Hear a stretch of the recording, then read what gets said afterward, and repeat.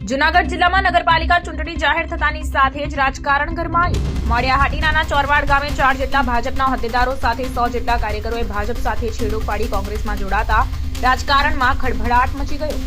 જૂનાગઢ જિલ્લામાં નગરપાલિકાઓની વાત કરવામાં આવે તો ચોરવાડ અને માંગરોળ નગરપાલિકા કોંગ્રેસનો ગઢ ગણાતી નગરપાલિકાઓ છે।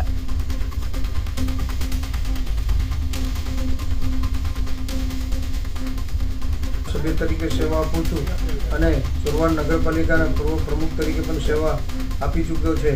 ત્યારે આજે કાલે ચોરવાડ નગરપાલિકાની સામાન્ય ચૂંટણી જાહેર થઈ છે। ત્યારે કોંગ્રેસ પાર્ટીમાં મારી સાથે રબારી સમાજમાંથી લક્ષ્મણભાઈ ગોદાભાઈ ચાવડા કે જેઓ એસટી સેલના ચોરવાડ શહેરના પ્રમુખ છે, તે વર્ષોથી તેમની કારકિર્દીની શરૂઆત ભારતીય જનતા પાર્ટીથી કરેલી અને એમની સાથે સુનિલભાઈ વાઢેર, ભરતભાઈ હીરાભાઈ ઉદાસમા, હીરાભાઈ કરશનભાઈ વાઢેર, આ તમામ લોકો વર્ષોથી ભારતીય જનતા પાર્ટીએ જોડાયેલા હતા અને ખાસ કરીને લક્ષ્મણભાઈ ગોદાભાઈ ચાવડા